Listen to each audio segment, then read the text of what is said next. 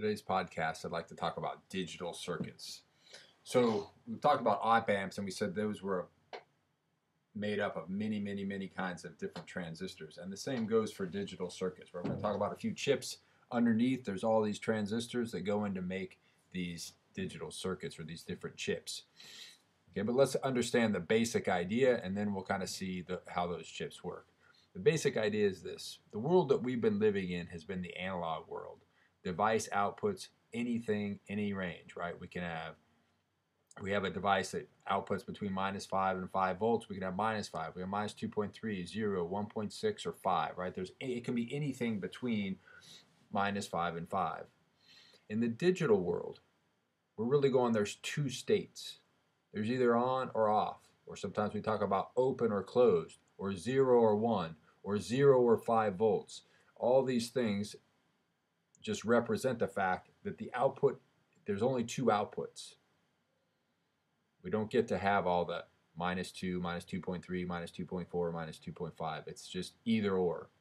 Okay, and so there's some typical families, common digital families. One is the TTL, transistor logic. It's like the Model T of chips. It's old, it's been around, they're cheap, you can use them, right? So essentially you have the state 0. When you have an input voltage onto some input for the device, anything between 0 and 0.8, it'll count as 0.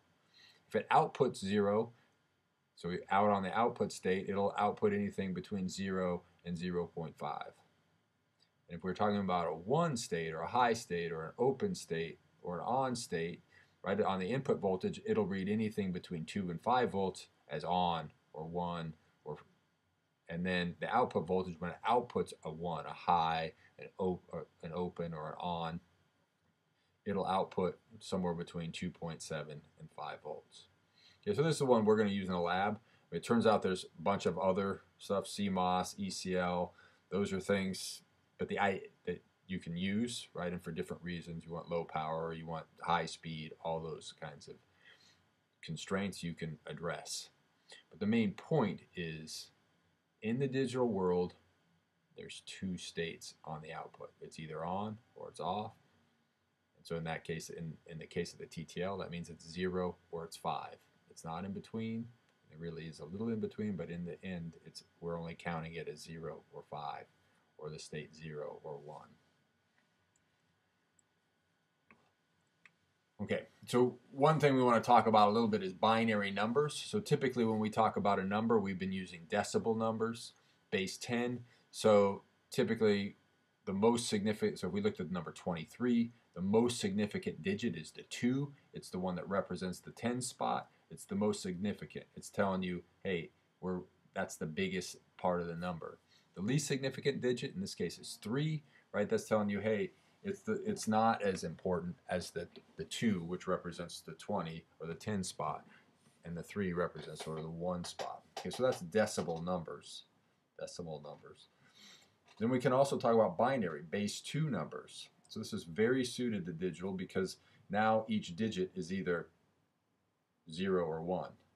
And so it's either on or off or 0, 1. So with binary numbers, if we write this binary number 1, 0, the least significant bit is the 0. The most significant bit is the 1. So that's the same.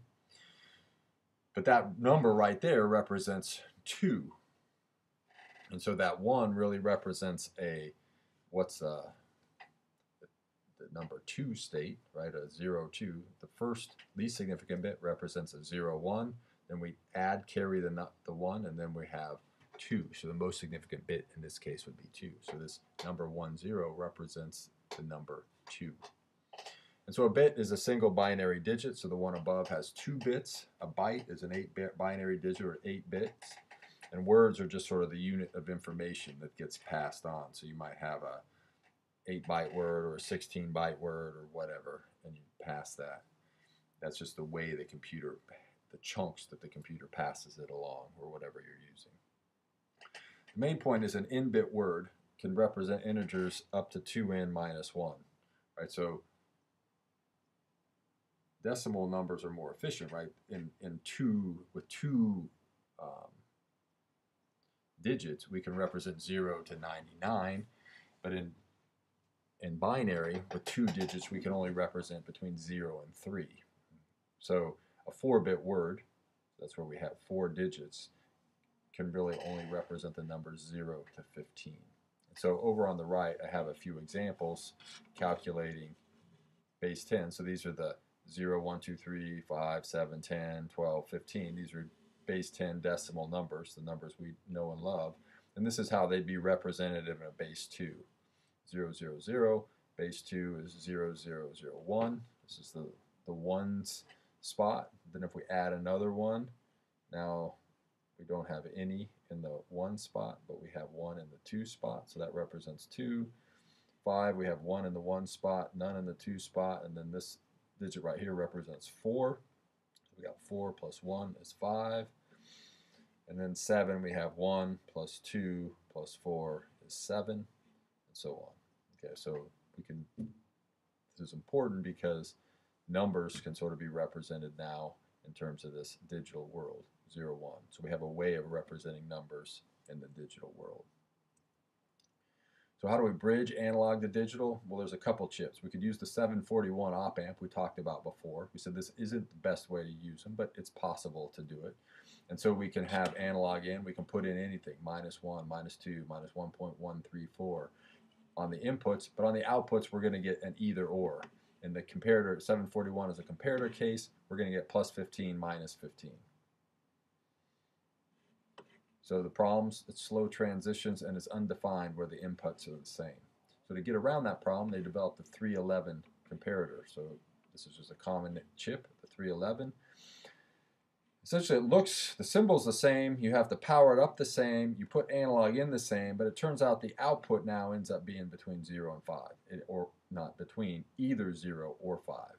The difference is for a 311, you have to add what's called a pickup resistor, and add this sort of 5-volt power supply over here, right? And so that sort of gets that resistor out of the chip and sort of makes it so that it generates less heat. But the upshot of the 311 is that if you input voltages, it compares the two voltages, in this case, +13 on the non-inverting input and 0 on the non-inverting input. And if the V plus is bigger than V minus, it gives you +5. And if V plus is less than V minus, it gives you a 0. So the only outputs that come are 0 and 5. And so this matches sort of the TTL logic. And so 0 would be off, and +5 would be on. Or you could represent this, in this case, we'd get a 1, 0, 1, 0, or an on, off output. So there's a lot of gates, so you can figure out, you can do different kinds of logic, right? You can put an A on the input, and then Q typically represents the output. So a NOT gate, if you put a false in or a low state in, you get a high state out. And so that's what this truth table is telling you. And that logic is sort of if A, then Q. And so if you put a high state or a 1 on A, then on the output you get 0. And you can do all the different kinds of logic and gates. A, B are the inputs, Q is the output. If A and B are low, Q is low. If A is high and B is low, the output's low. And so this logic is that of if A and B, then Q. So if A and B are false, 0, 0, then Q is false. Okay.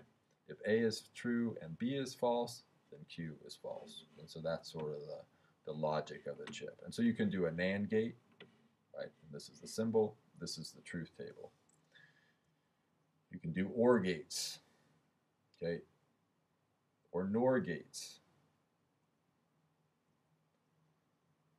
Exclusive OR, okay, where only if it's true, both true or both false, the output's false. Or if it's OR, either or, if one of them is true, you get an output. Or an exclusive NOR gate, okay, if they're both, if either one is true, then it's the output 0, but if they're both true or they're both false, then the output is 0. So we can sort of summarize those results in the following table. So this is sort of all the symbols I just described and their truth